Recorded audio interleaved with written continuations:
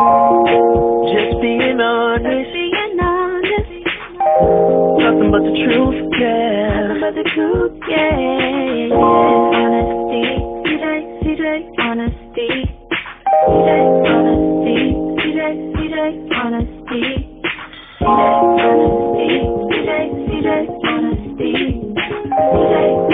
Just being honest. Nothing but the truth. Here on CJ Honesty, we will not tolerate the following: disrespect of religious beliefs, sexual orientation, sexism, racism, and colorism. All the isms, alright? Thank you. Welcome to another episode of CJ Honesty. In our last episode, we talked about cheating and what can happen, when it comes to cheating. So today we're going to talk about finances in marriage with our special guests, Daniqua and Peekins, and her husband Peekins. They are the hosts of the In Comes the Money podcast, which launches next month. They've been married for 4 years and they have a 1-year-old son. They are passionate entrepreneurs who love to share their journey with everyone. Peekins is creative and productive, while Daniqua loves to travel and go on many adventures. Together they make a great team. I also want to mention happy anniversary to the both of you. Thank you. Thank you so much. We appreciate that. Very excited to be guests on your show. We appreciate it. Yes, we are excited for. Glad to have you guys. Yes. Okay, so we are going to go into a question that I actually found on it was in a meme on Instagram, and the question is $28 enough money to take a woman on a date? What do you guys think? I say yes, and I'm looking beyond the dollar amount. I think in some way that's a little irrelevant, because if you have shouldn't determine the amount of fun that you have, the connection that you can make. So if all I have is $10 and I know that I can buy 2 ice creams with that $10 and plus more, then I'm gonna invite the girl out to a date and be like, yo, let's go get some ice cream. It's gonna be fun, Yeah.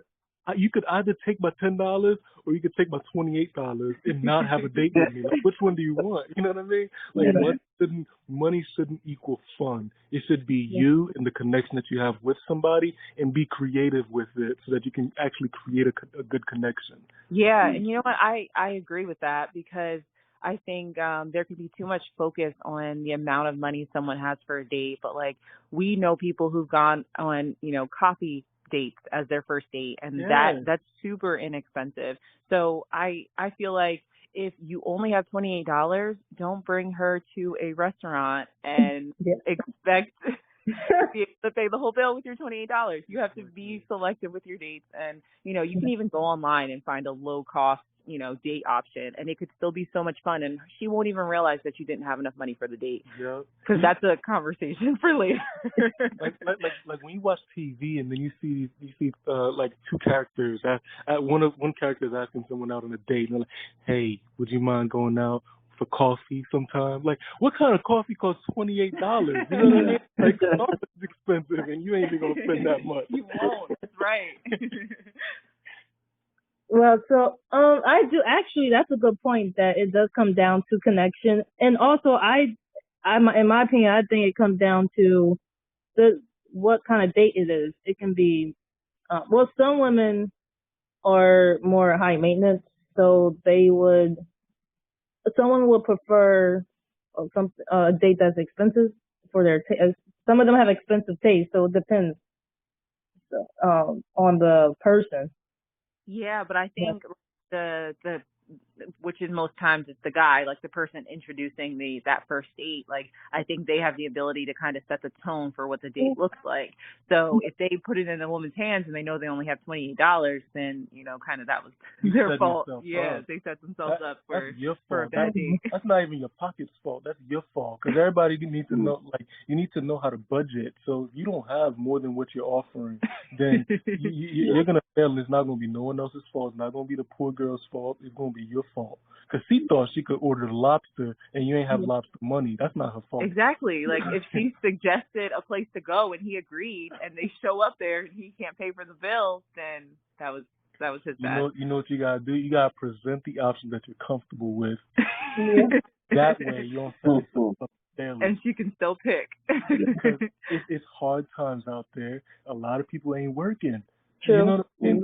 But people might still have expectations. Just because people ain't working don't mean people don't got expectations. Mm-hmm. You set up the options yourself. You create the environment, and you say, okay, so we can either go on a nice little walk on the beach. You know what I'm saying? Because then all you gotta do is gas money, and I don't know. No, like if you're going to the beach, like maybe if you're at the shore, the boardwalk. Stuff like that. Yeah, food truck food and stuff like that. Because then it's part of the experience. You know what I mean? Like, you're not expecting to spend $50 at a food truck and some ice cream. I will say, if accidentally you guys show up at the food truck and she orders something that's like, I don't know, $20. Let's say she gets ice cream and she just goes crazy. Then okay, I'm gonna just get something small. Yep. Oh, you better get that bag of chips and call it a day. I'm not really hungry. I ain't hungry. I'm grumbling. So I actually thought about something. I want to know how y'all feel about this. Should a woman pay for the first date? Should she pay for the first date? Yeah. Do you think that's acceptable, or should a guy pay? Do you mean her paying for both of them, or her paying for herself? No, for both. Like, I think there's a level of there's a certain normal right now. The current normal is that the guy pays for it. Not that it's wrong for the woman to pay for it, but both people would have to actually be comfortable with it. So it really depends on the people. Like, I think I would feel an obligation for me as the man to pay for it because of that expectation. If that expectation wasn't there, we wouldn't even have this conversation. Yeah. It'd just be like, we're just two people that both work, and then we gonna pay for our food. Yeah. I think, I don't know, when we had our first date, I tried so hard to pay, and he wouldn't let me. He knew I was going to pay, like, for myself, and he was going to pay for himself. So it got to the point where he knew that I was going to pay, so he literally got up and went to the bathroom. I'm doing air quotes. And then on his way back from the bathroom, he paid the whole bill, so I wouldn't have the opportunity to pay for mine. So he thought he was slick. I was.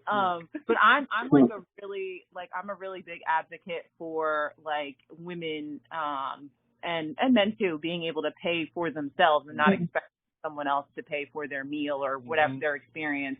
So I would say, like what Pekin said, that, I mean, if the dynamics of the relationship, if they're okay with the woman paying for the date, but I would say really the expectation is if you're going to eat, you should be able to pay for yourself. Yeah. It's like it's a gesture that anyone can make, but not everyone will be comfortable with it. You know, like some women don't want any guy to pay for it because they feel like then you're expecting something else. Because then you paid for me. Just like when you go out to a bar and then someone's let me buy you a drink, and then the guy immediately thinks that he bought her. Yeah. So then that might create a sense of I ain't letting you pay for nothing for me. Wow, I totally agree with everything you both said. And one more question before we get into our actual conversation about finances. So would you agree that whoever is the one who asks that person out is the one who should pay for the date? For the most part. Yeah. I think so. Like you had you took the initiative to start something, so carry it forward. The the other person can help carry it forward if they're interested already, if they're interested as well. But if you're the one that's interested enough to initiate it, then you should have a plan after asking you. You know what I mean? Like what we thought we was gonna do. Put the responsibility on the other person. Yeah, no, that makes sense. Yeah, I agree. So What do you getting think? into the a little bit deeper into the conversation with finances. So let's say two people are, they're getting ready to get married or they're dating or what have you. At what point do you think the two should discuss, how much are they bringing in, how much they getting paid hourly, what are you in debt, like what's your credit score and all this other stuff, like how much of your business should you tell that person, like should you tell them that before or after marriage? You want to go ahead? Yeah, I think as long as the other person has an honest idea of the range of deficit or income that you have, I think that's good. And then as you get a little bit further, you will have to get into specifics. Like, because you're going to plan a wedding, like you got to figure out a budget and like if you have only X amount of money, but you also have a whole bunch of student loans, you got to calculate that and then come up with a net. So with considering all of that, you're gonna have to kind of get into all of the specifics. But I don't think the expectation that you do it when you're not completely comfortable is a good thing either. Like I think it should be in steps. You tell the person something general. Okay, this is what my current situation is generally. And then you get a little bit deeper. It's kind of like telling someone, like you don't need to tell everybody your whole health history, but you need to let them know what's relevant. Like if you can't walk, you know what I'm saying? Because the person's going to want to be able to walk with you, but like it's kind of like catfishing at that point. Not letting people know very relevant information that's going to affect the other person because they're inheriting your deficit and your income.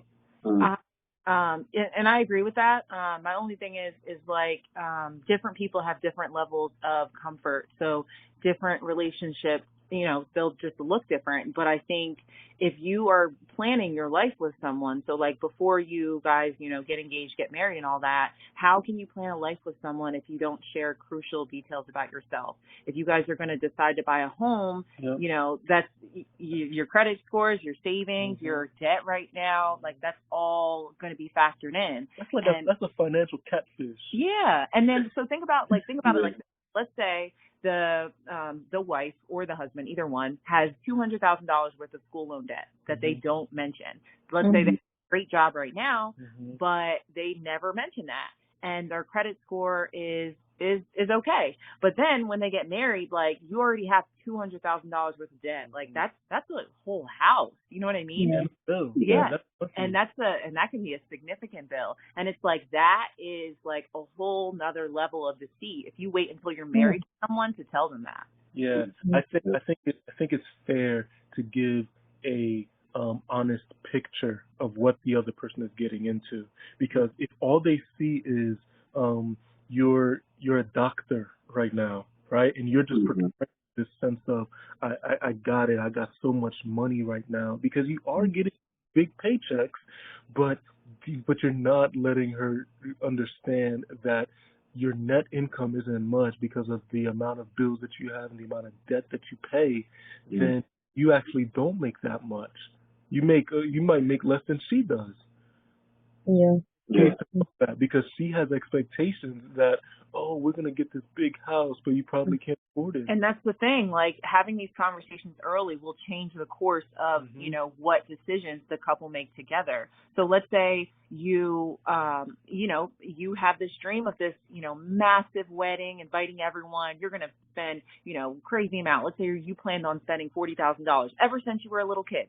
And then you meet a guy and he's amazing. And he tells you, I have a lot of school loan debt, but, I'm working to build it down. You might say, you know what, I had that dream, but that doesn't matter anymore. I love you so much. And you know what, let's just elope and save that money so we can, pay down all this debt and we can be financially free. Yeah. Like, being able to have those conversations together as a couple and basically set the tone for your entire relationship, coming together and making these decisions, as a unit is really important.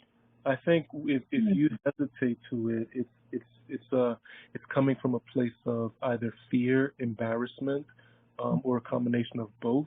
Whether it's fear of rejection, fear that you wouldn't look at the person wouldn't look at you the same way because they see that you probably didn't handle your finances well in the past, or you're just embarrassed that you flexing on the gram, but your bank account really isn't up to par with, you know what I mean? So if you feel that the connection that you have with that person is strong enough and you trust them enough to potentially share your life with them, you're going to have to find a way to break through that fear and the risk of embarrassment, because then you can actually start planning something together. And then if that person loves and trusts you enough, they're going to go from thinking about getting a mansion to getting a condo, and then you guys can be completely happy. Yeah. Just because you're going off of reality as opposed to what you would want the other person to think of you, because that's gonna get old real quick. The reality is gonna hit, and then he or she is gonna see it, and then it's gonna be even worse than it's you. It's going to be a betrayal. Yeah. I would feel I would feel so betrayed if we had all these conversations. We both were being very vulnerable, told so much about our past, but you left this big financial portion out. Yep. Yeah. And she's trying to make plans with your life, with their lives, and then she really can't. She's planning. He or she is planning based off of not reality. Yeah. Those are very good points that you made. I agree that the financial part, just how would I financially? I don't know. I'm about to make something up. Being financially vulnerable. I don't know. I don't know if that makes sense. That's good. Yeah, I just made that up. Yeah, and I agree with one. I think Peekins mentioned that it's sometimes about embarrassment and fear. That's real. That's that part right there. That's definitely probably what it is. Yeah, rejection. Yeah, Yeah, definitely. Everybody hates getting rejected, so you try to limit that as much as you can by putting up a front, because front provides you with some kind of security and a safety net until you get to a point where you're like, you know what, I think this person can actually handle my truth. Let me take my mask off and let her know the underneath. And then you will have to risk her denying you or rejecting you, but then you'll know for sure, okay, we can move forward because she actually knows me for who I am and what I actually have. Yeah, that's a scary thing, though. It's a really scary thing. It is, yeah. Especially now since everybody's losing jobs and stuff, and some people are becoming homeless as well, unfortunately. So it's gonna definitely, the dating world is gonna be interesting from now to next year. Like when COVID releases. Yeah, I don't because everybody's gonna be with a lot of people want to be needing jobs. We're hitting recession. Well, isn't that one of the places that people normally meet is at their job, though? Well, I guess. What do you think, guys? You think people meet at their jobs? I think people meet all sorts of places. Right now, a lot is online, though. Yeah. Online dating. Yeah. I think back in the day, it was a lot of it was church and school. But clubs and bars and stuff, too. That's how people met. Yeah. I mean, depending on what you're looking for, you know what I mean? Yeah. You want something quick, long term, but some there's a place for everything. In high school is high school sweethearts. Yeah. That's right. Like school, places where you're always where you're always going to be. Yes, high school, college, work, church. Volunteer places. Yeah. And then when you get tired of that, or you can't really find much options with that, you go online and you take that risk and hope you don't get catfished and whatnot. Okay, was a whole show because it was just the new phenomenon that was happening and everybody was interested. Yeah. Oh man, big shift now. Everybody just sliding in DMs because it's like you can't just drive to everywhere that you think there's a potential partner, so dating apps, everything's changed. Yeah. Everything's changed. For sure. yeah, definitely. And when we were talking about catfishing, like that's a whole nother podcast we can. Yeah. That's a good idea. We should talk about catfishing.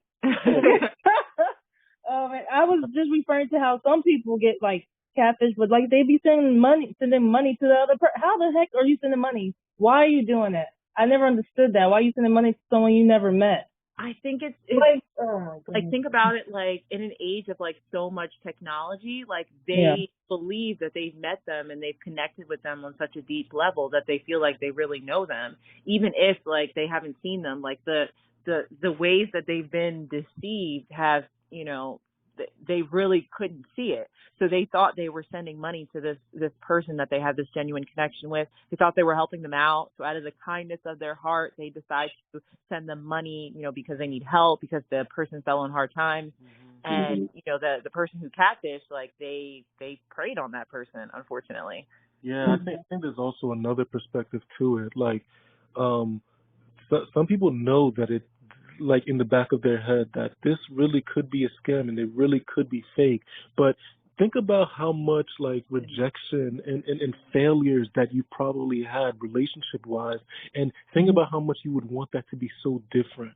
There comes a time where you can actually say to yourself, I know that this might not be real, but it feels good right now. So I'm going to continue to invest money into this because I want it to be real, because right now it feels good. It's like you want to treat yourself. You want it to be real, even if it's not.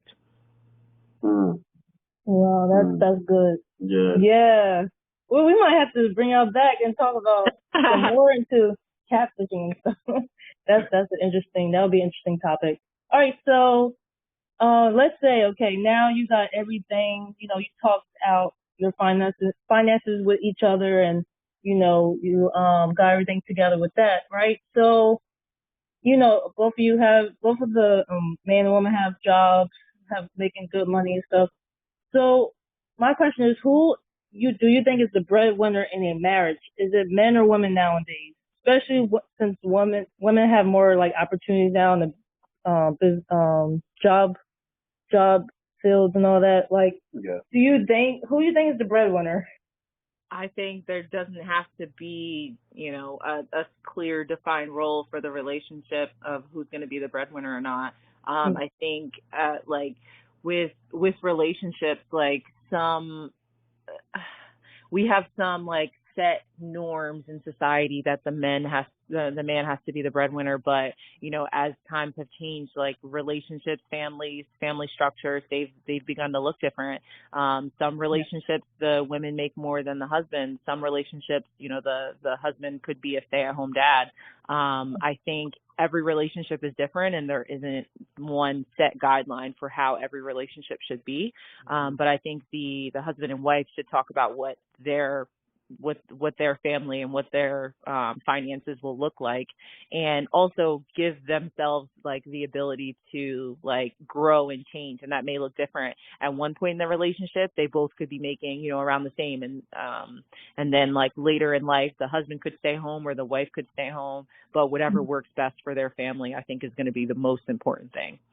Yeah, I agree. Like, I think we need to get out of the mindset of thinking that we actually need to believe what everyone else believes or do what everyone else does in their relationship in order for it to be right. Because, like, I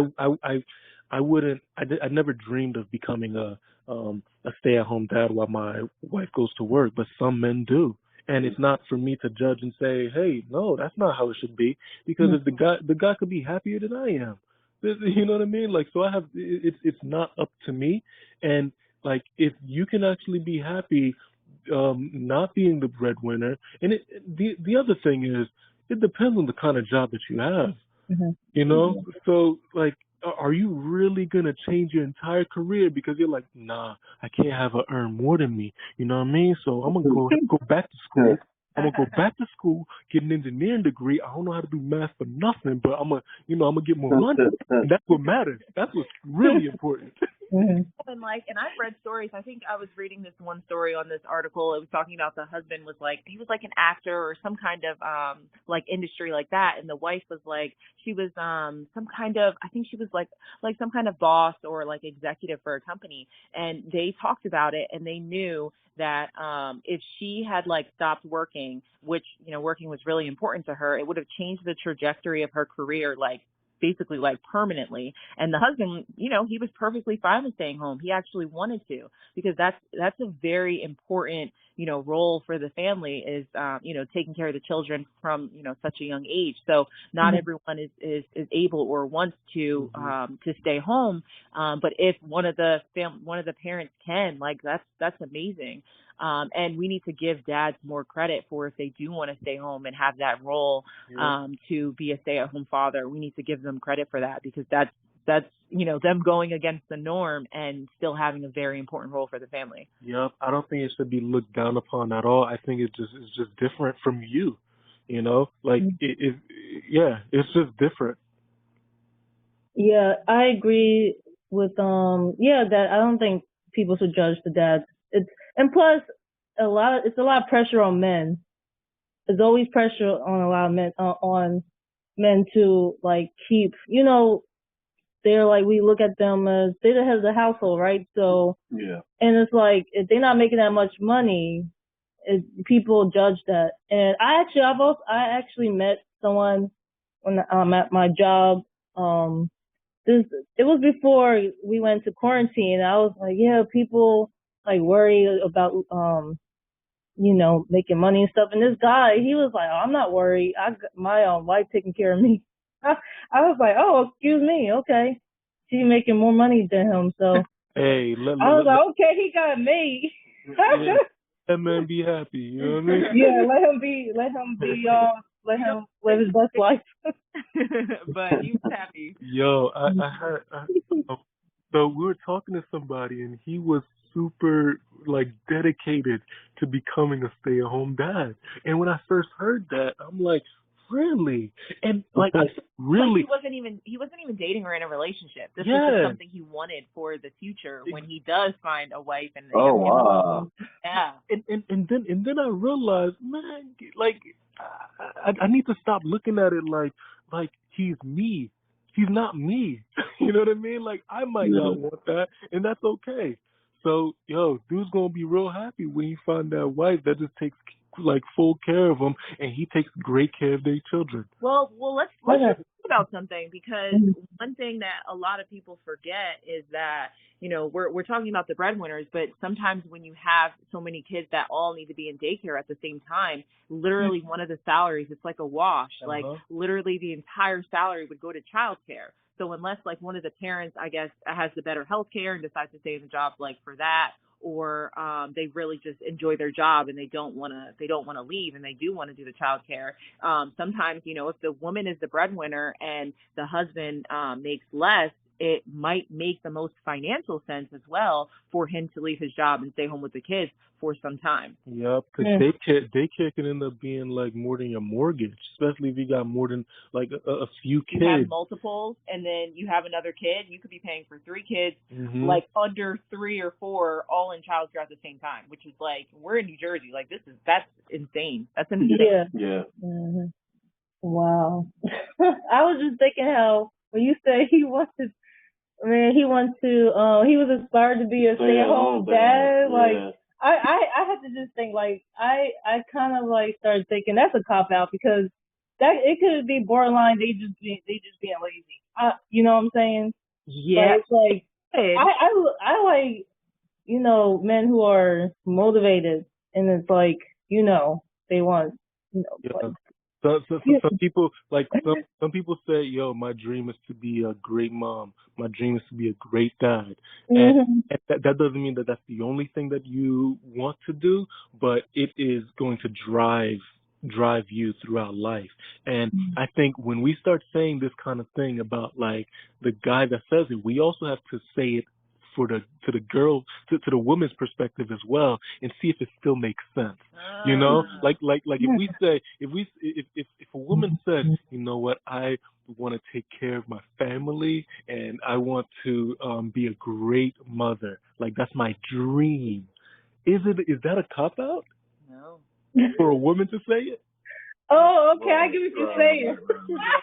Yeah, What do yeah. you say? And I especially where everybody, talking about, oh, we equal, equal rights now. So if we're gonna be equal, let's be equal on the whole spectrum. Man, you called me out, Pekins. Okay, that's not hypocritical. I've said before that I wouldn't mind being a stay-at-home mom. Okay. The men can say that too, I guess. Yeah. I'm not used to it. I'm not used to hearing that. I think that's what it is. Yeah. It's just different. Yeah. Goodness. But look, check this out. So I know about maybe I've met 2 people in my life who still do pay their bills by balancing the checkbook, right? Mm-hmm. So I do that. I still do she that. just told on herself. She's one of those 2 people. Ooh, okay. So most people sit in front of the computer screen.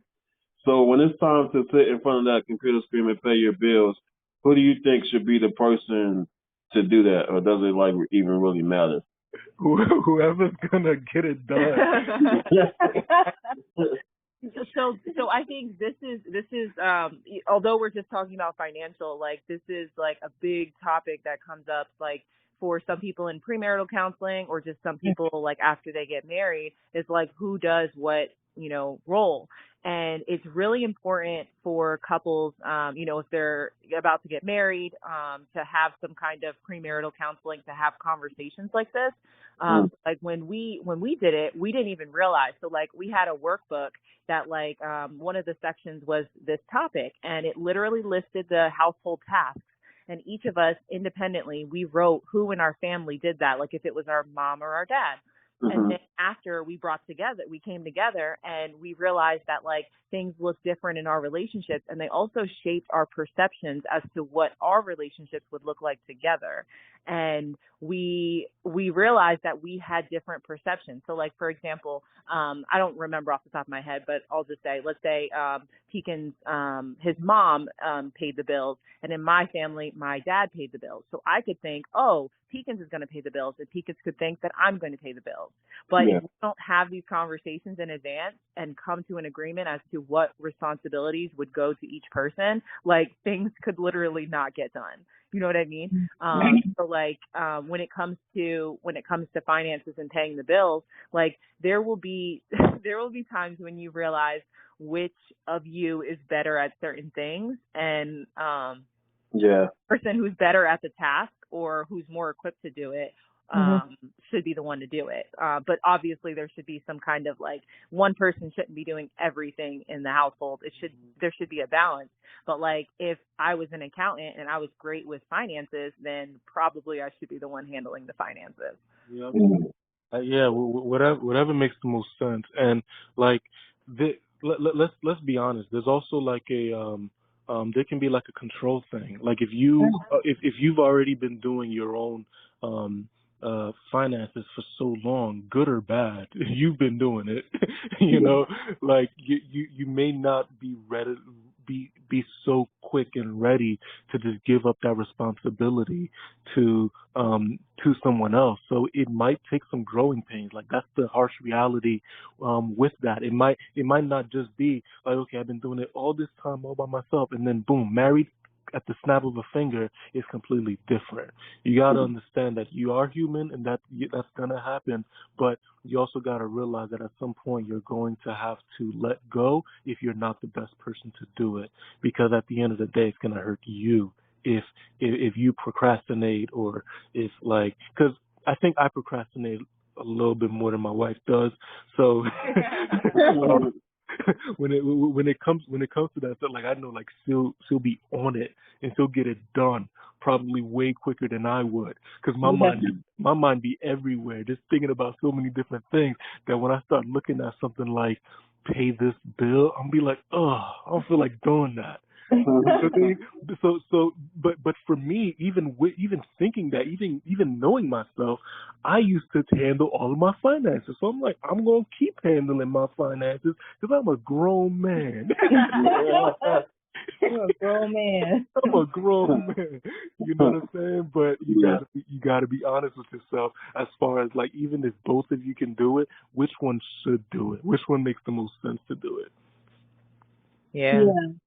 I can relate. Like, I'm like, and when you said about how Daniqua is with to be on top of everything, that's how I am. I know this is tedious, but my system is like, I have a planner or a calendar, and I write everything down, and I also type everything in my calendar on my phone. So I actually write when I have to pay a bill. I mean, you can always do auto pay, but I prefer not to do that for certain reasons. But I like to know what's coming in and out. I guess that's control. I like to control. No, that makes sense. Yeah. That's definitely control. A lot of people would benefit from a system like that, like you just described. Yeah. That's my system. So that works for me. But once you marry and stuff, yes, the system might have to change. And that's hard. It's gonna be hard, for some people to let go. Because you're used to a certain system. Yeah. Because like you're when you make the decision to get married, you're thinking about all of the things that you like about the person, not really thinking about all of the all of the specific things that would need to be married along with you. Because you're just thinking, oh, she's so pretty, she's so smart, she's this and that. You know what I mean? Like, that's what you are thinking you're going to marry. But there's other things that she's pulling along and you're pulling along with you that all need to be intertwined. And that's going to be where, like, some of the button heads comes around, because you were complete people before you became one. Yeah, and that merging process can be a little difficult. And that's okay. I never thought about all this. This is really good. This is real good. So, once you implement a system that works for you in your marriage, how many bank accounts do you think a married couple should have between the two of them? What would be an ideal? I think whatever they decide works best for them.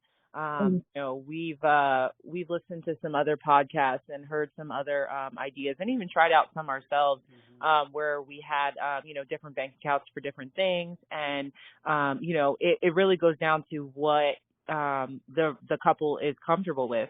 Some people have accounts for where their paychecks go into like a main account, and then they disperse from there into other accounts, maybe ones to pay bills, maybe their own personal funds, like fun money that they get to play with, and just spend on whatever they want, without the other spouses let's say they say, oh, every paycheck, $20 goes into this account, and then I can spend it. And, maybe the husband has a hobby to, like, I don't know, get toy cars or something, I don't know. And he can spend, as long as the money comes from there, he can spend it as he sees fit. We've even, seen people who just have like a main checking and a main savings, and, that works the best for them. So I think the couple needs to have a conversation about what they want to do with their money, and kind of go from there, but then also be flexible, because if something isn't working, then they need to look at that and make appropriate changes. Yeah, that last part I think is very important. Like, if something isn't working and you're like not the most comfortable with it, like, you need to be comfortable about the money that you have. You know what I mean? Like, if you feel like you can't spend something because like it's because of the fact that it's merged with with your husbands or with your wife or something else about it just isn't working out for you, you need to be honest so that you can figure out a different way to do it. And one way there's no wrong way. The only wrong way is the one that's not working. And if it's not, then you try a different one. Like before we got married, we would ask so many different people, so how do you do it? And what do you do? And there were so many different combinations. There was one combination where it goes into like your paycheck goes into a shared account, and then an equal amount goes to your personal checking, and then another amount goes to your spouse's checking, and then that's just your money. That's your money to do it. And then the money that goes into to the shared one, that's your combined savings or combined checking, and that's where things that you share like the house and utilities and stuff like that comes out of. And then the personal one, that would be like your hobbies or additional food that's not budgeted together. Like there's so many different options that you just have to be willing to try new ones and be open to trying it. Because how easy is it to just open up another bank account and then transfer it over and then make a new system? It's really not that hard. The hard part is having the conversation. Yeah. Yeah, having that open discussion about it. That's where, you have to narrow it down. Let's get it together. Yeah. Get it together. That open dialogue. Yeah, open dialogue. Yeah, exactly. So I think I kind of know the answer to this question, but I want to ask you to anyway to see what your input is. What it is. So who should be in charge for this when it comes to investing in your future? What do you mean by that? In charge of So I guess I would say before marriage, when you guys know you're getting close to marriage, how do you know if who's gonna be saving the money? Like, okay, we need to be saving this amount of money for our marriage and this amount of money for just living together and our future together. I think that's gonna. I mean, unless the other person's not gonna live with you, I think both of the people gonna have to come together and be like, okay, how much you got, how much I got, and then you can volunteer and say, okay, I'm gonna take care of the wedding entirely, and then we'll be able to get the apartment or down payment with like you can cover that, and then everything else will just whatever, you know what I'm saying? Like, if you're gonna be joining me in this life, then you're gonna have to be part of it. Even if someone takes the lead, someone will have to take a lead, but you're still partners. Yeah, you're still partners. Yeah. I think as long as you're going to be doing it together, you both have to be involved in that investment talk. What are we going to invest in? What are we going to spend on our wedding? It shouldn't just be a blind, I want the best, most expensive wedding ever, not considering what the other person can actually do. Because that doesn't make much sense, Yeah. Because then that just assumes that you're not really interested in having financial stability. You're more interested in having extravagance and just following your heart.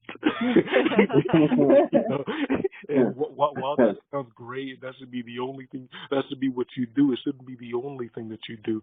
Your heart doesn't pay the bills, and your heart doesn't invest in the future. It helps you understand what's a priority for you. Yeah. You totally agree. Yeah, I agree with that. And then I even heard of some people, they keep the tradition of, I don't know if you guys ever heard of this, but they say normally the bride parents normally pay for the wedding. What? Where did you heard that? I heard that before, but I think that's dead and gone now. I have heard that before. Oh. Yeah. Yo, and the guy just gets skate right in and just be like, "Oh, I'm good. I'm taking care I mean, I'm about to if move." if my parents want to pay, I'm good. Like, okay. No. I mean, I'm the kind of person I wouldn't really. I mean, unless they was like billionaires or something, then I'd be like, yeah, go ahead. But no, I'm the kind of man I wouldn't really be down with that. But if unless they tell you that they were going to pay, I don't think that should be any kind of expectation, at least not in, in modern day times right now. I mean, like, that is something, in a lot of relationships, it's kind of like you guys have decided to get married, so you guys should fund your marriage. But, sometimes you'll get help from the family, but you can't put those expectations on the bride's family that they're going to pay for your new life. Like, this is something that you guys decided together. And it's something that, if that's happening, you guys should, I'm saying you guys, I just mean the couple, they should plan for their wedding and plan for their life, outside of anyone else providing financial support for them. Yeah. So, with that being said, it relates to what you just said, what we were just talking about. So, do you think it's a good idea to accept money from parents as help after marriage? I think there's a lot of information missing there. Like we gotta define help. What that means. Yeah. Like is it that you have means, but you choose not to, invest in yourself so that you can get yourself out of that situation that you're in that requires you to ask for help. Like, if you're not really trying to dig yourself out of a hole, no one should be responsible to pull you out if you're not going to do any work. And that has nothing to do with parents or friends. Like, it's anybody. You have to be willing to do the work. So I think that needs to be considered as well. If you are in need, and someone loves you enough to help you out and you don't take that for granted, then what? You just going to keep suffering and not take the help? I think at that point, if you need the help, you take the help, but be respectful of the person that provides you that help. I think we have to take that a step further. Also, be careful of, every family is different, but also it's important to be careful of the dynamic of now receiving money from family members, specifically from an in-law or your own parents, because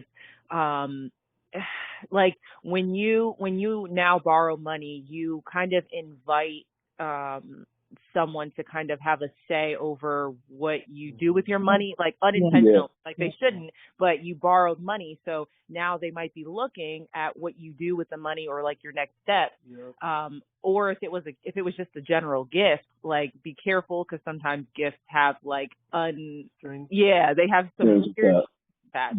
So you think you're just accepting this money, but then now they're kind of out the side of their eye looking at what you do over the next 6 months with your money, and they see you living frivolously or you go on vacation. They're like, wait a minute, this is what you did with money that I loaned you. So just be careful when you borrow money. I know, like, some people, they don't feel comfortable borrowing money from family at all. So they will, take out a loan. They don't care that the interest rate is high. Like, they are comfortable because no one is going to be looking over their shoulder and having a say or a perspective about how they spend that money. Yeah, I think that in-law relationships are already can already be tricky. Like you are blessed if you do not have any sort of issues or tension throughout the lifespan of your marriage. Between if you don't have any type of tension or anything, or uncomfortable conversations or anything like that with your in-laws throughout the lifespan of your marriage. So that's already a tricky, delicate relationship, because for half of your for your spouse, these parents are raised you and you love them so much. And you would do anything for them. But the person that you've married inherited them, and they're strangers to them. Mm-hmm. So and vice versa. So you have to understand that like it's already going to be a delicate relationship navigating through this marriage with an inherited parent, and making sure that you're always happy with it and they're always happy with it. Now, money alone is also a very delicate topic. It's a very delicate like situation when you borrow or pay, loan or ask. You know what I'm saying? Because you put yourself in a position of lack of control. Someone else is given that control and given that power because they have the money. Yeah. Now, when you blend those two things together, you have a recipe for failure. You can choose to make it a success, but you have to have a healthy distance. So that means like if every single time there's a family gathering or whatnot, you loan someone this money, you loaned your child this money, and then you always give him this side eye. You're like, like I don't know if I could talk to him right now because of it's gonna come up. I can't stop it from coming up. Exactly. Like I'm just gonna spit it out as soon as this person comes talk to me. And he better not that better not be Yeezys on his feet. You know what I'm saying? And he was just asking for money. So like it's just gonna be those kinds of delicate situations where you're probably gonna feel like you're limited in what you can spend because it's technically not your money. Right. Yeah. Mm-hmm. So Yeah. it could work, but just keep all that in mind, and Yeah. So pretty much don't ask for help. I don't know. You're on your own now. I would say if you do ask for help, just know that there will be strings, and you may not do it next time once you realize all of the things that come with asking for help. Yeah, I can see that. And like be clear, like so if you are like, let's say you need to borrow $500 and you ask or they suggest loaning you money, be clear about when you're going to give it back to them and all of those things. I just think that's a courtesy. Like even if you're just loaning to a friend or you're receiving from a friend, say, I'm going to have this money back to you, by this time. And if you aren't able to, you're communicating that because that takes off. Think about how awkward it is. No one wants to ask for money back after you loan someone. So do them a favor and tell them when you're going to give it back and have those conversations if something comes up or, pay them in increments. Figure out what that looks like. But don't expect to not say anything at all and because it will get awkward. Yeah. Ruin a relationship because of it, because it can. It absolutely can. Wow. Yeah. So when it comes to like, so now you're done with knowing how to basically what you should do with managing your money, and then getting the in-laws involved. So let's say you got your whole financial situation under control, but now you got like some money. So like, what's some tips that you would give a married couple on how to spend that fun money? Like, is there like a certain amount that you should always have, depending on like how much fun money you should like a percentage, like only spend like 10% or 20% of what you have left over, or should like most of it go to your savings? Like after you get finished paying your bills and the money you have left over, should you just save it or should you be able to use that for fun money? So we actually talked about this quite a bit, but we never actually implemented it in a systematic way. Like we had talked about, okay, we're gonna like if you want to spend X amount of $100 or whatever within a month, that's like no questions asked money. Like I think that's how we said it. We have a no questions asked money. Like, don't ask me nothing. It could be weird. It could be something that you don't like, but it's something that I want. Is no questions asked money. But we never actually did that really, because it's kind of like, if it's a hobby of mine, she's gonna know about it, and she's gonna know that it's a priority for me. And if it's like a good amount of money, I'm gonna tell her. I'm gonna be like, yo, this looks really good. Like, cause I've had so many different types of hobbies. You know what I mean? Like some of them are super random, but like she could end, like when I tell Dee about it, she could end up like helping me find a really good deal or something. You know what I mean? So it kind of naturally just happens where she knows about my fun money expenses. If it's something really small, like I be seeing stuff, some packages come in the mail. She's like super excited about like I don't know, Ipsy bags and stuff like that. You know what I'm saying? That stuff ain't even expensive. You know, like, I don't need to know that she bought that that. You know, you got to be able to have some level of freedom with it, but you know, if it's something that's going to affect your budget in a medium to big way, then you know you're gonna have to discuss it. I think a lot of this is just conversations, and I think with us, like it's a little bit weird with us because I do a lot of the buying. So some of the things like they could be his fun money, but I might be the one purchasing it. So it kind of just didn't really work out for us because I do a lot of the research to find deals and stuff. So like he'll tell me what he wants to buy, or I'll just find it for him and say, hey, what do you think of this? Do you want this? I think this would help you. So then I'm the one buying it. So I feel like every couple is different. Every couple has to figure out what makes the most sense for them. But I think prioritizing savings and investing should be an important topic for, you know, pretty much every couple, and they just decide how much goes to what. But, you know, we all work hard at our jobs, and we should be able to treat ourselves, you know, how we feel is appropriate, as long as we don't go overboard and spend all of our savings. Just use your best judgment and, you know, work it out with your spouse. Yeah. What do you guys think about the whole fun money thing? I think you should just be careful. No, I think you should spend as much as you want. Spend as much as you want. Yep, go to all those Virgin Islands, the Hawaii, all that. Yep.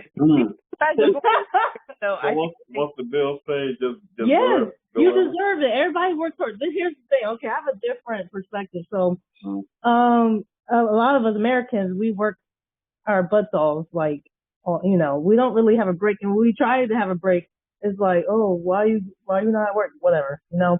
So I feel like we deserve to go away, travel, and use that fun money. Yep. But also, I also believe that we need to manage it too. So yeah. But I think if you got it like that, then do it. That's all. It depends on the amount of money you have, like the income. Jonathan, what did you say? Did you agree? Like, or you know what? I do agree with what she said. I think as long it's okay to go on vacation, go on a cruise. They blow it on. Blow it I wouldn't say run yourself out of the house and home or nothing like that. Because then, if you look back and then you actually need the savings, then you know you're gonna be pretty upset that you used it all. I would say just make sure you know you still got some kind of savings money after you have fun. You know. Yeah, I agree with that. Yeah. Yeah, no, definitely. I'm a big vacation person, and I love traveling, and I feel like if you know that you, like, let's say you love to travel, like, money should constantly be going away towards that. Like, there should be a separate savings aside from your rainy day fund or whatever the primary money in your savings typically goes to. Like, you should be doing that vacation fund or, you know, working, let's say you're a nurse, working extra shifts, and that money goes specifically towards that. and your Yeah. your regular savings just stay your savings. And I feel like if people prioritize, the things that they want to do and put money towards those specific things, then they will always be able to do those things, work extra hard. It all comes down to planning. If you know that these things you want to do, then take the steps to make sure it can happen. Yeah, and I think the shared fund money should be a guaranteed thing anyway. Like if you're gonna go on vacation, then you guys can plan that together and be like, hey, we need to go away. Let's put aside X amount of money. Let's start looking for some plane tickets, and let's just do it and have fun together. So that's one type of fun money. The other one is the personal one, where it's like you have a hobby that the other person probably does not care for, and probably wouldn't understand the investment that you're making. Yeah. So that's another thing that you're gonna have to I don't know, figure out on your own and be like, hey, should we have a no questions asked amount per month or per quarter or whatever, where if you don't go, as long as you don't go over this, it's good. Or maybe you do something where I don't know, if you have a shared bank account, you say let's create a separate fund where whatever percentage of your paycheck goes to, and then once you have enough, you spend it, and it doesn't matter because it's your cut or your fund. Yeah. But I guess there's so many ways to do it, but it all kind of sprouts from a conversation and understanding that we're different and we have different interests, and as you don't really have to understand the emotional connection behind why, I don't know, your wife loves to buy so many shoes. It's not really up to you to understand and feel that exact same desire. It's up to you to understand that it's important to her. That's a good point. Yeah. And then try to find a way to make it work so that she can feel comfortable expressing that desire. Yeah, those are all good points, definitely. So once you use your fund money for a couple of years, you go on all these vacations and traveling stuff, and you both decide you want to have kids. So do you think married couples should agree on the amount of children they want based on their income? I don't think so. I feel like that's like a two-part thing. So I think a married couple should definitely decide together, how many kids that they want. But I almost feel like if they are comfortable with the amount of kids they decide, they've kind of considered their finances and what they could actually afford when they make that decision.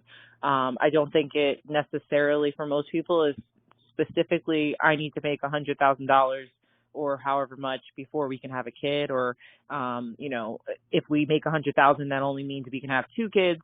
I don't think that necessarily needs to be considered, but I think, their whole financial picture should be considered, as part of their decision for their life and what their life looks like together.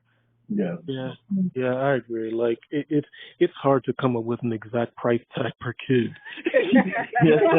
There's no way to know that this big-headed baby you carrying gonna eat. Then the next one eats like a bird. Yeah.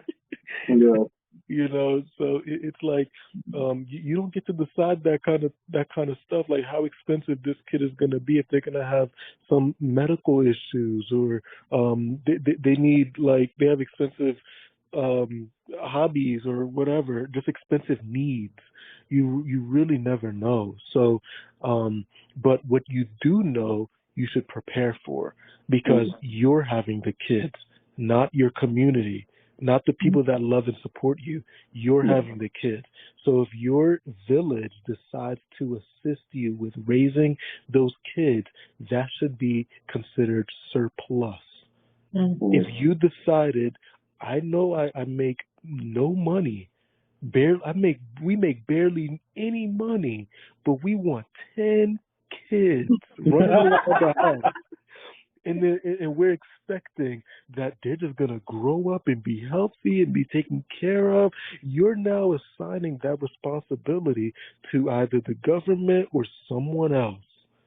And that is where I think, okay, you need to consider finances in the sense of let's budget it for the expectations that we have. Not that you know for sure what the price tag of the kid's going to be, but you are preparing for what you do know. What you do know is diapers cost a lot, so keep that in mind. You don't know if the baby's going to stay on breast milk or formula.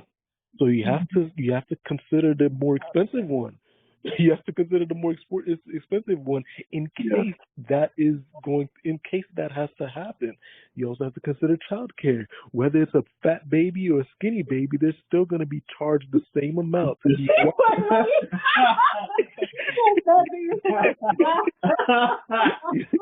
Like they don't.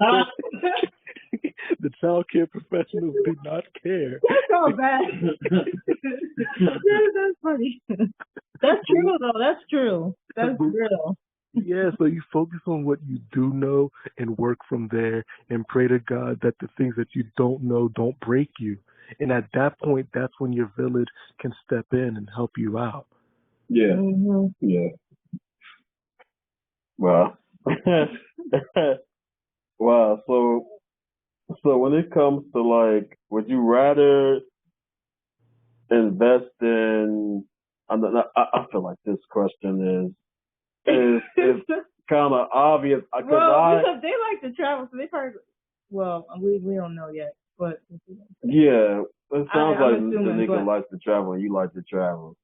You don't like traveling? I like traveling, but the question I'm about to ask, I feel like, I don't know, it can go in either way. So, let's see. So my question is, would you rather invest in a house, invest in like having experiences together, or invest in traveling? Yeah. So would you rather invest in a house or invest in experiences like traveling? Why do I have to choose? Oh, excuse me. Wow. That was a good one. I wasn't expecting that. I wasn't either. She's right though. Like you can get a small house and big experiences. You know, like I think we've been raised to think that we need way more rooms than we actually need. You know, we listening to these rap songs, they talking about 10 bathrooms, 5 hallways and whatever. Mansion. Yeah. It's only be in one room at a time. So get what you need, and then like live out amazing experiences, because why not? You've budgeted it correctly. Or you can have a big house and only stay in the house, and that be your experience. Everyone's different. If it's big enough that you got a nice little backyard and then you can decorate it to look like a beach, hey, go for it. You know what I mean? That's up to you. But like, I don't think you really need to choose. I think we've been able to travel to a bunch of different places, and you know what? We don't got a house, but we got an apartment, and that works for us. Yeah. You know what I'm saying? Like, we don't have to look at our neighbors and say, but they have a house. We don't have a house, so what? We failed. Yeah. We failed at life. Yeah. Compare yourself. Nah, because you don't know how happy your neighbors are. Wow. True. Yeah. That's real. Mhm. Well, yeah. So I agree with you though. I want both. That's why I do agree with just having a smaller place. I feel like or a duplex. Or a duplex. Or maybe even a townhouse, right? Yeah, have someone pay your mortgage so that you can have money left over to go on vacations or whatnot. Yeah, I totally agree. I would rather travel. I personally want to travel more. Me and John want to travel together too. Yeah. But yeah, I definitely agree. But I feel like a lot of people in society society, I feel like a lot of people are showy people. Like they just like to show out. Like just they're more about the image. I mean, I think the image. just the image of the image. You know, it's called TV. It's called you know. Music video. Keeping up with the Joneses. Yep. Especially when MTV back in the day when we grew up as teenagers, there was something called MTV Cribs. Oh, I so you used to watch that. Yeah. You know, and you think when somebody say they made it, your mind goes straight to a 12-bedroom mansion with, you know, 5 bathrooms, jacuzzi, Pool. yeah. Let's talk about that. So what no one talks about is, okay, let's say you buy that mansion. It's $1 million, $2 million, $5 million, whatever. Nobody talks about how you have to furnish all those rooms. I always look at who's gonna clean all this? Let's we get a maid or something. Like just buying the furniture for those rooms. So you buy a mansion. Oh, you're right. Put all the furniture in those rooms. Okay, let's say you don't do that. So what? You're gonna have furniture in 3 rooms, and then the rest are gonna be empty. Why'd you buy this mansion? And then when you get hot, you want to turn on the central air. You cooling down everything. The entire house. Well, I didn't think about that. Yeah. You're When the heat. Oh my gosh. The heat during the winter. Oh yeah. In the grass. Who loves cutting grass? I don't like to do yard work. No. So either way, it's either gonna cost you mad time or mad money. Yeah. You're not gonna get away with it because you're gonna have a jungle and then they're gonna call the town on you. Yeah, they're gonna call code enforcement because all the other mansions they have landscapers and your one mansion you don't keep up with your yard. Man, I love right now. Like we're not gonna be in an apartment forever. We're thinking about getting like an investment property, like a duplex or something. But until then, I'm loving the fact that I don't gotta cut the grass. You know, I look out the window, I see them cutting the grass. I'm like, that's great, man. I can just sip on my tea and watch. When it snows, we just got to worry about our cars. The driveways are clear because they don't want us to sue them. And I'm just like, this is great. This is great. Now, if we get a big behind mansion, and like the maintenance of a regular home can be expensive. So just think about the maintenance of a mansion. Like you have so many things to consider, and you have to spend a lot of money just to keep up with it. And you know what else? It can also drain your happiness in a way. That part. Because of the perceived leveling up that you just had, and everyone will look at you and say, "Oh, they're up there. They really leveled up." Even if you're in debt from it, people are going to look at your pockets, watch your pockets, and assume that they can help you out. Then you're gonna have to say no or yes to all of these random requests from people who say, "Yo, we grew up together. John, Christina, remember me?" Like, yo, let me get 100,000 for my business. let me borrow 100,000 because they see that you got this big mansion. What are you gonna say, John? We go way back. Yeah, Know each other. That's what I'm gonna think about. Yeah, but I mean, you can even take that a step further because there's this expectation that, like, based on all the shows we've seen and, like, MTV Cribs, that, like, there's a level of happiness that you have once you get that big mansion. So there will be people who will buy these mansions and then think that now they're going to be happy. This is all they needed to be happy, and then they're still not happy. Yep, because you're gonna have friends and family that's struggling. They're like, "Yo, we can barely pay our rent, but you got some extra rooms." You got to really consider if you have empty rooms, that means rooms are built so that they can house people. You're gonna seem really selfish by just having a whole bunch of rooms and if they're not housing nobody and you got people around you that's struggling.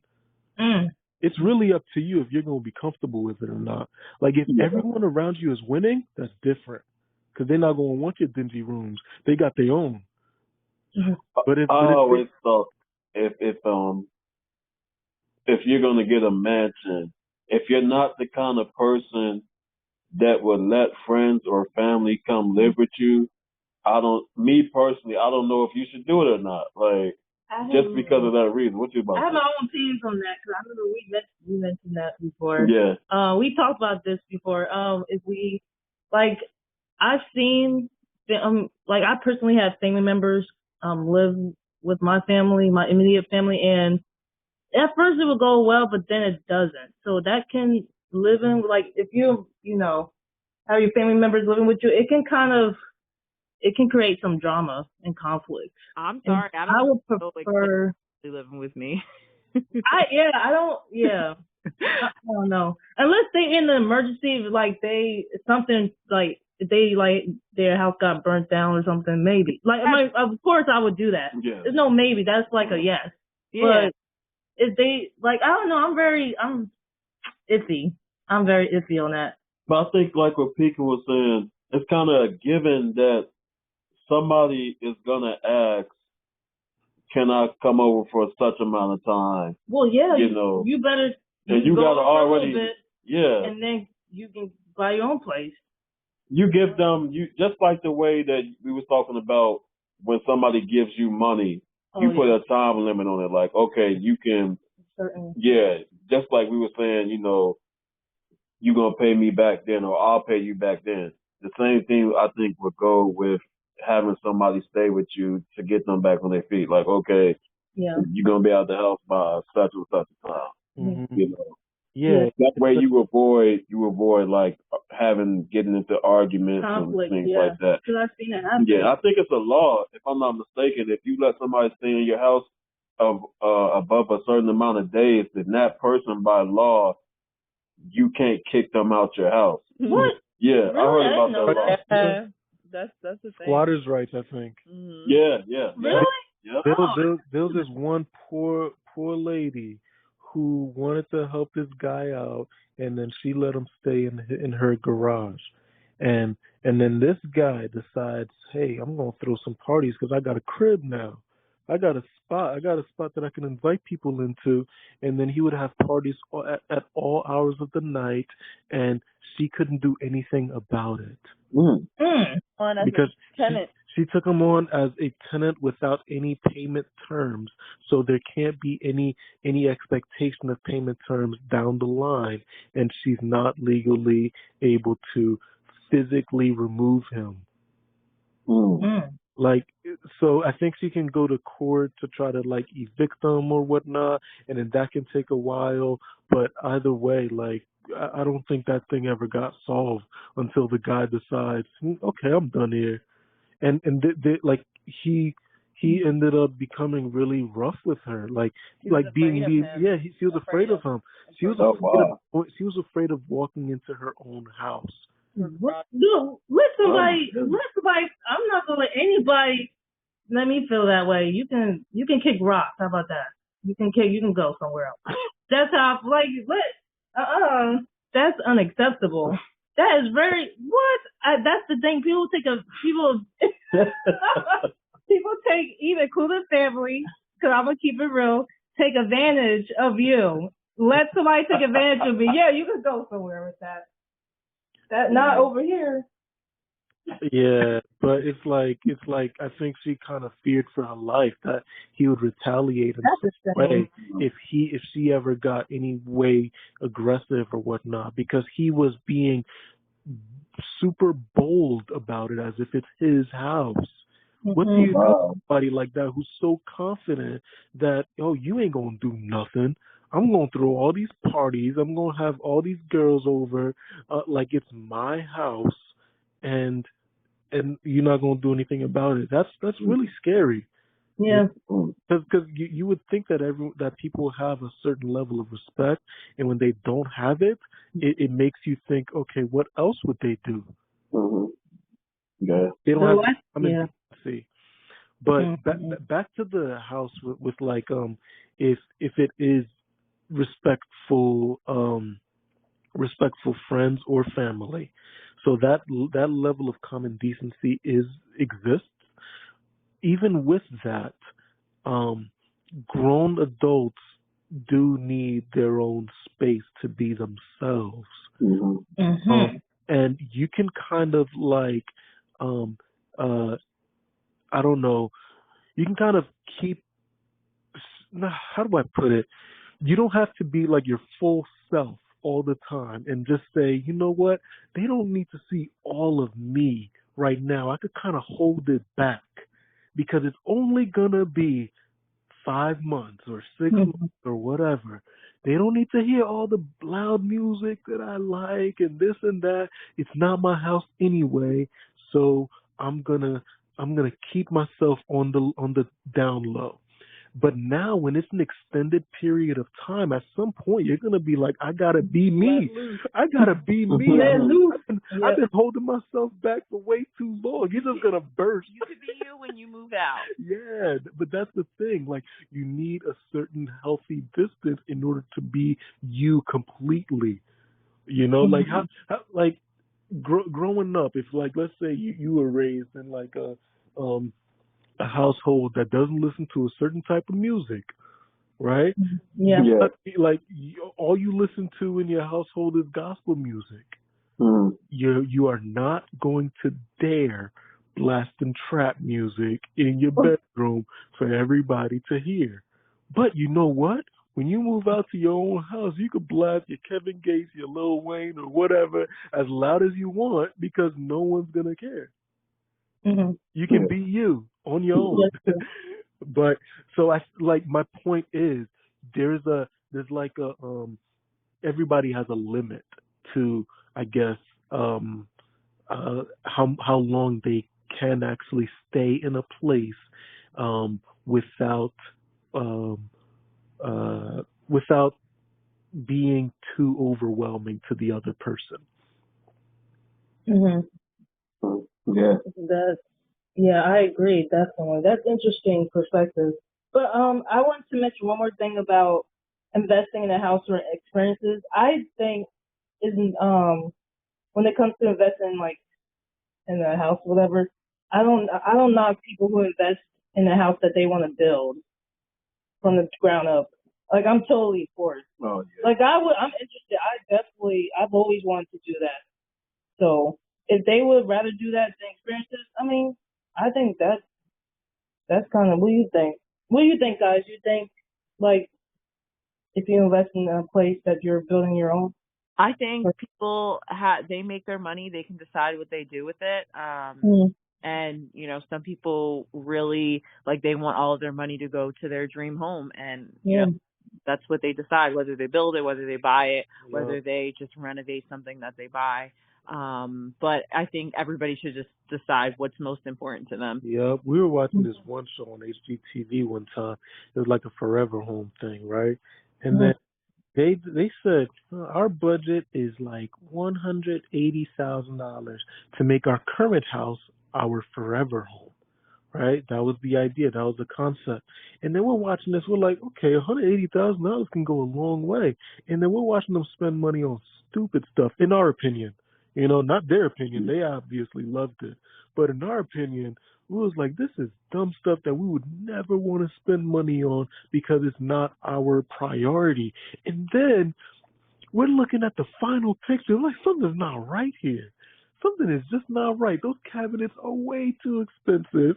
That, like, they spend way too much money on, I don't know, glass or walls or whatever, the countertops or something. I think the thing was they spent all that money just on one level of their home. It was just the first floor, not their not their like basement den area, not their second floors. They spent all of that money just on one level. They redid their like living room and kitchen and spent all of that money. But you know what? My opinion doesn't matter one bit. They don't care what I think. They don't care if I don't like it because they like it and it's their money. But then we started watching some other shows, and then they made 180,000 stretch. They made like mansions. Yeah, it's like they built a whole new home on top of a home with that same budget, and they made it stretch so much, and like that made them happy. So it's really based on like, if you got money to blow it. Why not? Exactly. That's what I was saying about. You know, blowing the money up, blowing up the money. Yeah, one life to live. Why not? But make sure that you still have a place to live and you can still pay your bills. You can afford your lifestyle. You blow money based off of what you can actually afford, not more than what you can afford. But no one's allowed to judge you for making decisions that they think is dumb based off of their pockets. I'm saying $180,000 for one floor of the house, and those decisions that they made was dumb based off of my pockets, not based off of their pockets. And my pockets is irrelevant to them because I'm not paying for it. Yeah. So when this is gonna be. Oh yeah, I definitely want to know. This question's a loaded one, guys. All right. So, do you think the shortage of money is the reason why people break up or divorce, or you think it's another reason why they divorce? Do you think money is the number one reason? I've heard that it is. Okay. Yeah, I don't know. I've heard that financial stress can be one of the main reasons for divorce, but I think that has so many different faces.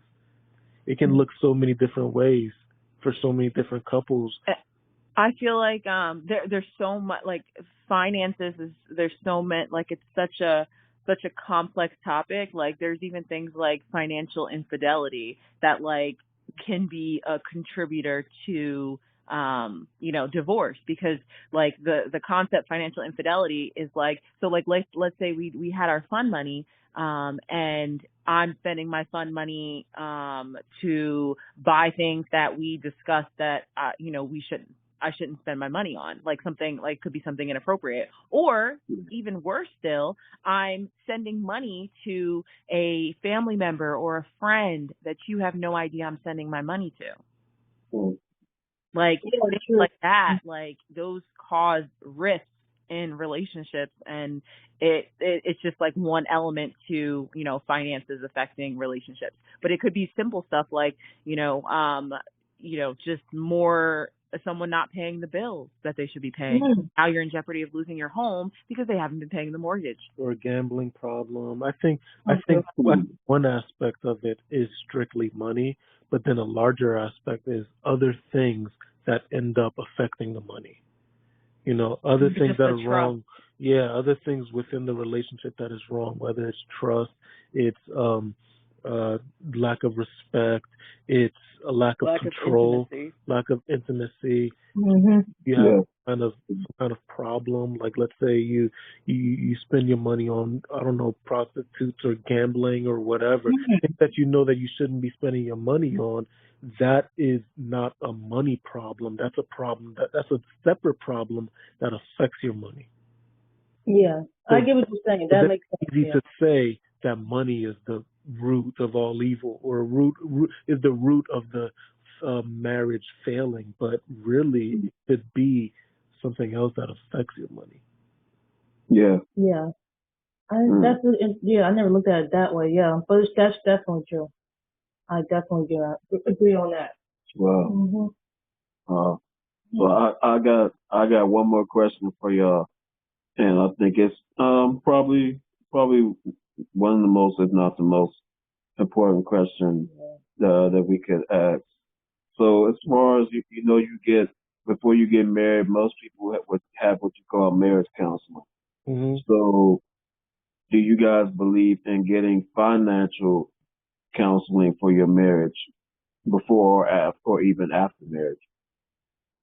I've never heard of specifically financial counseling or before marriage. I've heard of having conversations about finance, and I've also heard of just regular premarital counseling that includes the topic of finance, because you can't get around the topic of finance within premarital counseling. You know what I mean? At least the one that we had premarital counseling, and we had to discuss it. Money is a big part of life.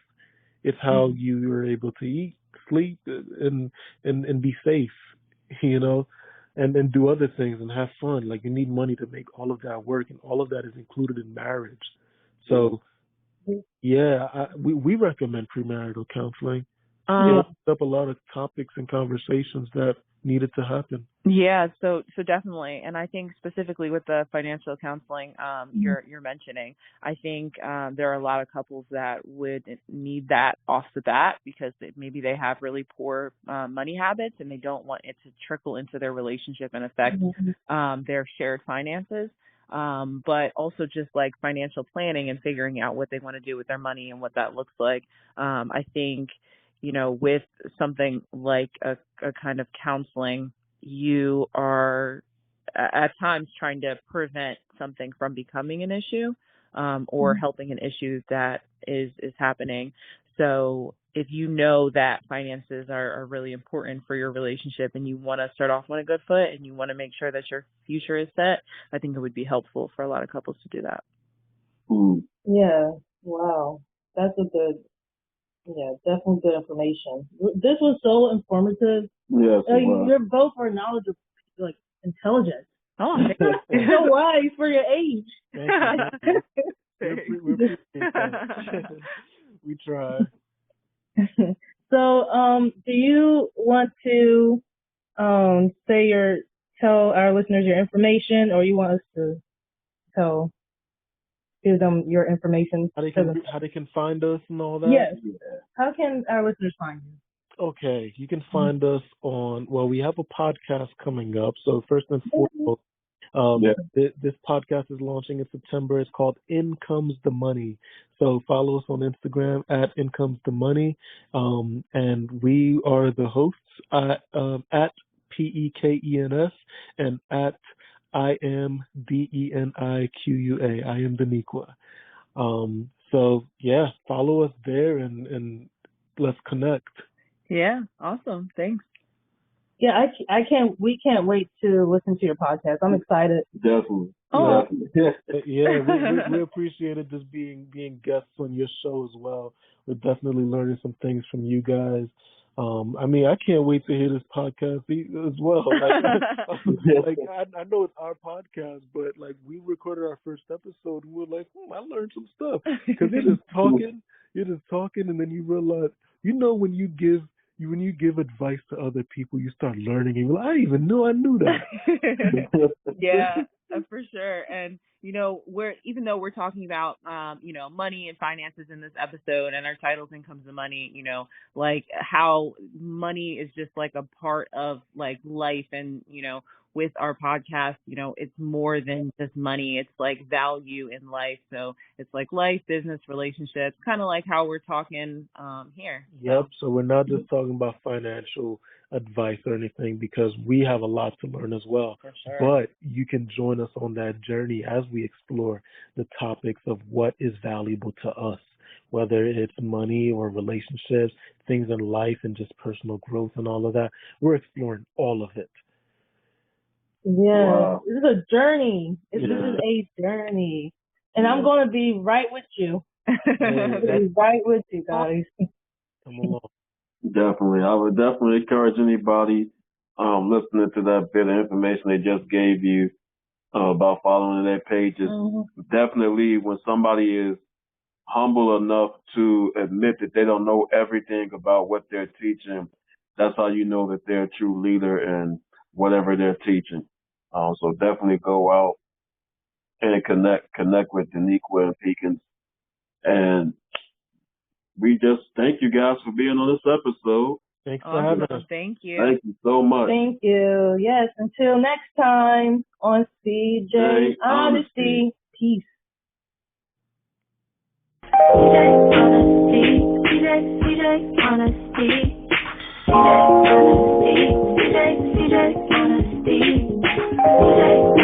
Just being honest, nothing but the truth.